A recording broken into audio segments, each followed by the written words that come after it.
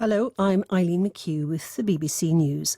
A computer scientist known as the godfather of artificial intelligence has quit his job at Google so he can speak freely about the dangers of AI.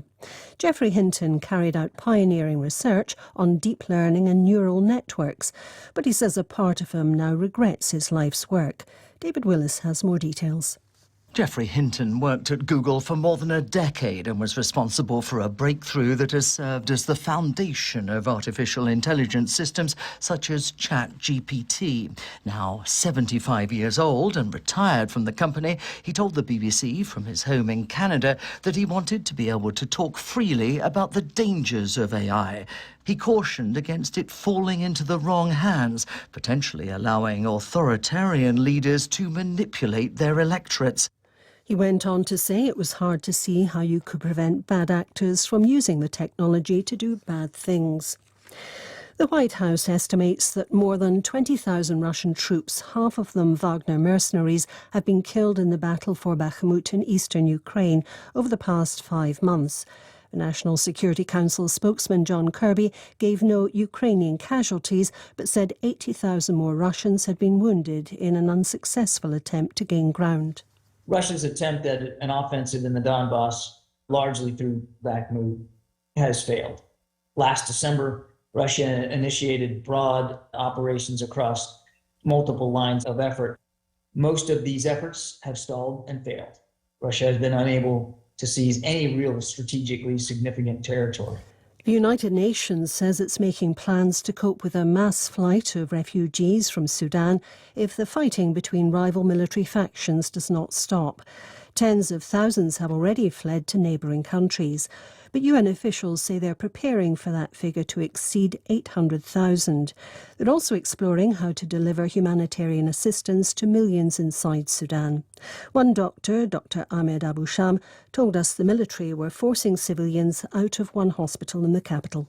One of the major hospitals in Khartoum North has been raided by some of the fighting factions, and the medical staff has been forced to treat the injured military personnel. The other civilian patients have been denied medication. The evacuation of foreign citizens has been continuing. The BBC is launching a new series of shortwave radio bulletins in Sudan in response to the crisis there. The new service aims to provide news and interviews in Arabic for millions in Sudan cut off by the fighting between military factions. The first programme will be broadcast at 1500 hours GMT on Tuesday. Transmissions are scheduled for an initial run of 3 months. BBC News. Talks have opened in Washington between the foreign ministers of Armenia and Azerbaijan, designed to ease renewed tensions over the disputed territory of Nagorno-Karabakh. Strains resurfaced recently when Azerbaijan imposed a checkpoint on the only road linking Armenia with the enclave. Armenia has rejected Azeri accusations that it had used the route to supply arms to ethnic Armenians there. France's Interior Minister says nearly 300 people have been arrested and more than 100 police injured at May Day protests over a recent law that raises the state pension age. Gérald Darmanin was speaking after violent clashes at some protests. Nick Beak has more details.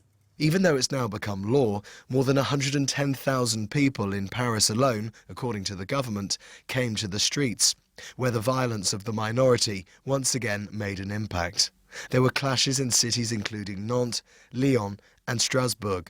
The smoke and tear gas in the air representing the cloud now hanging over President Macron's second term in office after his bypassing of Parliament to force through his pension plan. But there's no sign any of this will make him reverse his signature policy. A severe dust storm blowing over an interstate highway in the US Midwest has led to a number of car crashes and several fatalities. Police in Illinois say at least 20 commercial vehicles and up to 60 cars crashed on the Interstate 55. Experts say one of the world's most important fossil deposits has been found in Britain. 170 species were found at the secret location known as Castlebank in mid-Wales, which was covered by an ocean when the creatures were alive 460 million years ago.